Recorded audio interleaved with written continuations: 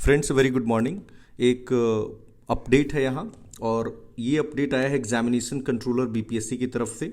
इन्होंने बात किया है और यहाँ न्यूज़पेपर में आपको दिख सकता है कि जो एग्ज़ाम कंट्रोलर हैं सत्य प्रकाश शर्मा जी, इन्होंने बोला है कि इस माह के अंत तक हम रिक्तियों का इंतज़ार करेंगे। और उन्होंने कहा है कि करीब 250 से 300 पोस्ट जो है वो बीपीएससी को प्राप्त हो गई है। We are talking about 70th BPSC. और ये भी बात क्लियर है कि अभी कई विभागों से बहुत सारे डिपार्टमेंट्स हैं जिनसे वैकेंसीज अभी तक मिल नहीं पाई हैं। मैंने आपको पिछली बार भी बताया था कि नेक्स्ट मंथ सुप्रीम कोर्ट में हियरिंग है, और धीरे धीरे करके सुप्रीम कोर्ट में जो हियरिंग है जब वो खत्म हो जाएगी उसके बाद बहुत सारे डिपार्टमेंट से इनको रिक्तियां प्राप्त हो जाएंगी। और उसके बाद फाइनली बीपीएससी को ऐसा अभी लग रहा है कि वो सितंबर माह तक, यहाँ लिखा भी हुआ है कि अगले माह तक वो इसको पब्लिश कर देंगे। ठीक है। और जो अभी टीआरई 3 हुआ है तो इनके रिजल्ट में भी ऑफ कोर्स देरी होगी, और कारण ऑब्वियस है, मैंने कई बार इस पे बात किया है कि रिजर्वेशन का रूल कितना अप्लाई करें, ये एक मेजर प्रॉब्लम है। और जो एक और न्यूज़ है कि जो ताती और तत्वा हैं तो इनको 21 डेज़, कल एक नोटिस आया जिसमें 21 डेज़ का टाइम दिया गया है जो भी अपने डॉक्यूमेंट्स है उसमें चेंजेस करने के लिए। तो जाहिर सी बात है कि कोई भी रिजल्ट होगा उसके बाद ही पब्लिश होगा। जैसे 69th का भी आपने देखा होगा तो 25 अगस्त तक का टाइम है, तो इसके बाद ही रिजल्ट पब्लिश होने की संभावना है। अब इसके बाद बीपीएससी कितना दिन लेता है, 2 दिन ले, 4 दिन ले, बीपीएससी इसके बाद रिजल्ट पब्लिश करेगा। और उसके बाद इंटरव्यू कराने में तो देरी बीपीएससी नहीं करता है बहुत ज़्यादा, उसके बाद परिणाम भी देने में। जहाँ तक बीपीएससी देरी मैंने देखा है, मेंस का रिजल्ट देने में बहुत ही देरी करते हैं। इस पे मुझे लगता है बीपीएससी को थोड़ा काम करना चाहिए। और जो टीआरई 4 है इनका अक्टूबर नवंबर में संभव है। कुल मिलाकर बात यह है कि 250 से 300 सीट अभी तक प्राप्त हो गई है, और आने वाले समय में अभी बहुत सारे डिपार्टमेंट्स हैं जिनसे प्राप्त होगी। तो अच्छी बात है कि अगर ठीक ठाक सीटें आ जाए, देर ही सही बट ठीक ठाक सीटें आ जाए, तो मुझे ऐसा लगता है कि नवंबर तक, एंड तक, या नवंबर, या इवन अगर डिले हुआ, क्योंकि नोबडी नोज, अगर सुप्रीम कोर्ट में हियरिंग में अगर डिले होता है तो दिसंबर भी जा सकता है। हम पॉसिबिलिटी की बात कर रहे हैं सिर्फ। बट पता है इससे ज़्यादा इम्पोर्टेंट है ना, इससे ज़्यादा इम्पोर्टेंट है कि मैंने अक्सर देखा है कि देर आर मेनी स्टूडेंट्स, या even in the past they have been waiting for कि when is the notification out. But I think the more important part of this whole journey कि आपका प्रिपरेशन तैयार रहे, आपका प्रिपरेशन इतना complete रहे कि जब भी नोटिफिकेशन आए आप औरों से एक बेहतर। देखिए ये कंपटीशन है, और कंपटीशन में हमेशा एक नंबर जो आपसे ज़्यादा लाता है उसकी वैल्यू दी जाती है। तो मैं जस्ट एक कुछ पैरामीटर्स पे बात करता हूँ या कुछ टॉपिक्स पे बात करता हूँ, थोड़ा सा ज़्यादा समय मैं नहीं लूँगा, उन पे बात करता हूँ कि अगर आपको लगता है कि अभी हम किस चीज़ पे फोकस करें, हमें प्री पढ़ें, मेंस पढ़ें, तो मैं कुछ चीज़ों को, 4-5 चीज़ों को लिस्ट आउट कर रहा हूँ। आप उनको अभी कर सकते हैं, और अपने प्रिपरेशन को फिलहाल जो ये कहते हैं ना ट्रांजिशन फेज कह सकते हैं आप, या जो एक डिलेमा वाला फेज है, आप इससे निकल सकते हैं।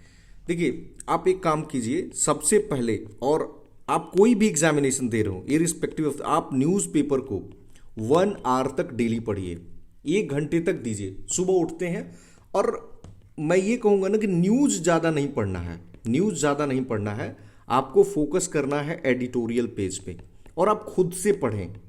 अगर आपको लगता है कि नहीं, खुद से नहीं पढ़ पाएंगे, एक्सेस नहीं है, तो आप यूट्यूब पे बहुत सारे चैनल्स पे प्रोवाइड किए जाते हैं, आप उनसे सुन सकते हैं। जैसे कि ओनली आईएएस पे प्रोवाइड करते हैं, जैसे कि रॉव आईएएस पे प्रोवाइड करते हैं, वाजीराम पे प्रोवाइड करते हैं, कहीं भी जहां आपको लगता है कि सुविधा है वहां सुन सकते हैं। बट मैं कहूँगा ना कि आप खुद से अगर रीड करेंगे ना तो इसके कई सारे फायदे हैं। जैसे कि आपका कॉम्प्रिहेंशन आता है सीसैट में, बीपीएससी में तो नहीं है, बट आप यूपीएस, बहुत सारे छात्र हैं जो यूपीएससी भी देते हैं, यूपीपीएससी भी देते हैं, तो वो एक कॉम्प्रिहेंडिंग एबिलिटीज, और इनफैक्ट जब आप इवन बीपीएससी देते हैं तो जो एसए वाला पोर्शन है ना वो तैयार होगा। अगर किसी का आप एडिटोरियल सुन लेंगे तो आपका एसए पोर्शन तैयार नहीं हुआ, आपको सिर्फ और सिर्फ कुछ फॉर्डर मटेरियल मिल जाएगा जो आप मेंस में कहीं यूज करेंगे। बाकी अगर खुद से करते हैं तो आपको वो भी चीज़ मिलता है कि एक एसए कैसे लिखते हैं। नाउ मैंने इस पे बात किया भी है कि how an essay is different from an article from editorial, तो आप उसको भी मद्देनजर रखेंगे, और इस पर हम सेपरेटली बात भी करेंगे। जैसे एडिटोरियल में क्या होता है ना, थोड़ा फैक्ट्स के बेसिस पे हम एनालिसिस करते हैं, मैं शॉर्ट में बता देता हूँ। बट एस्से में हम क्या करते हैं कि एस्से में हमारा भाव होता है, फैक्ट्स कम होंगे,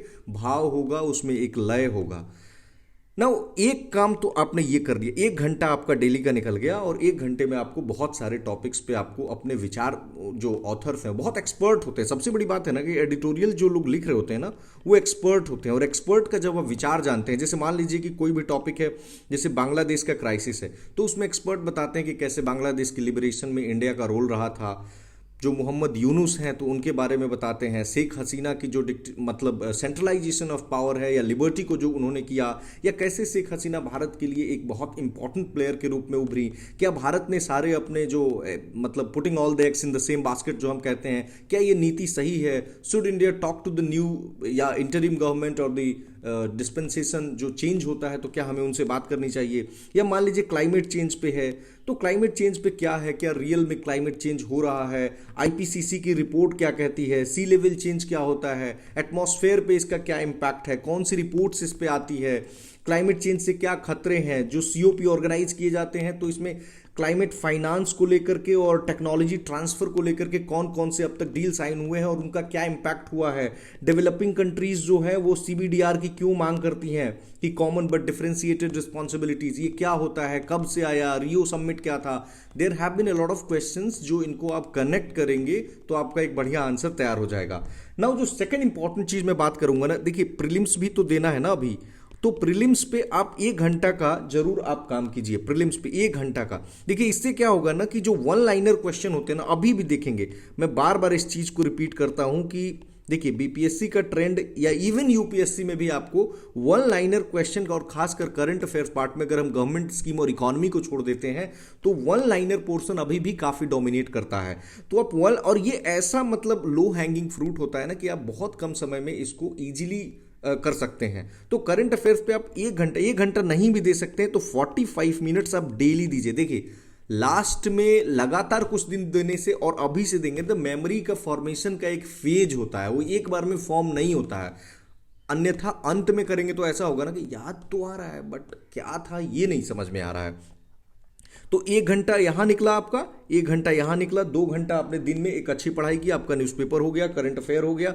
ना मान के चलते हैं कि जैसे सपोज कीजिए आपका कोई वीक एरिया है, जैसे कि अगर आपका वीक एरिया ज्योग्राफी है, ठीक है, तो आप ज्योग्राफी पे काम कर लीजिए और इसको मैं कहूंगा 1.5, इसको 1.5 घंटा दे दीजिए आप।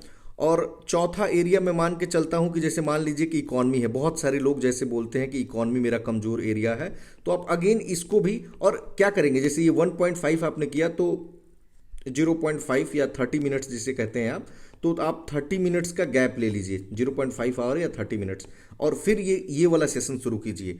नाउ जो 5वां नंबर आप करेंगे तो मैं इसे कहूंगा ना कि आप एक्सरसाइज या प्रैक्टिस, आप जो कहें, या अभ्यास, ये कर लीजिए। और ये आपको पीटी और मेंस दोनों का करना पड़ेगा। तो पीटी का जैसे आप क्या कीजिए कि 50 क्वेश्चंस लगा लीजिए, और जो मेंस है तो मेंस में आप 2 क्वेश्चन लगाइए।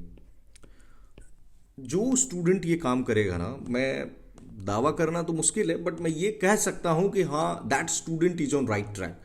But I know many of the people, उनको क्या है कि हाँ डेली बस सिर्फ वेट करते हैं, अच्छा आ जाएगा तो करेंगे। No, that system won't work. आप अगर सोचो ना कि एक स्टूडेंट रेगुलरली 50 क्वेश्चन अभी से करता है, मेंस का 2 क्वेश्चन लिखता है या लिखती है, और इकोनॉमी 1.5 घंटा पढ़ रहे हैं, ज्योग्राफी, आपका कोई भी सब्जेक्ट होता है, suppose you are done with geography and economy, then you can shift to some other portion ना, तो आप उसको कर लीजिए। डेली आपका प्री और मेंस का एक्सरसाइज चल रहा है ना, ये आपको लग रहा होगा 2 ही क्वेश्चन, यकीन मानो 99% of the people don't do that. तो आप सिर्फ ये 2 क्वेश्चन मत सोचो ना, और ये 2 क्वेश्चन कहां से आएंगे, आप पीवाईक्यू से लिख लो, कोई फर्क नहीं पड़ता है। जैसे मान लीजिए कि 69 का क्वेश्चन है, आप 2 शॉर्ट नोट्स से ही शुरुआत करो ना, 2 शॉर्ट नोट्स पे ही आप लिख लो, वहां से शुरुआत करोगे, फिर आपको लिखते लिखते लिखते लिखते वो हैबिट बनेगा। और करंट अफेयर्स आपने डेली कर लिया, न्यूज़पेपर कर लिया, इतने से आपके सब्जेक्ट्स हो गए, ये ना आपको फ्लो में बनाए रखेगा। तो मुझे लगता है ये काम आप कीजिए, और उसके बाद जैसे ही एग्जामिनेशंस की नोटिफिकेशन आती है हम उसको डिटेल में बात करेंगे कि बचे हुए समय में हम कैसे प्लानिंग कर सकते हैं और किन किन सब्जेक्ट्स पे फोकस कर सकते हैं। धन्यवाद।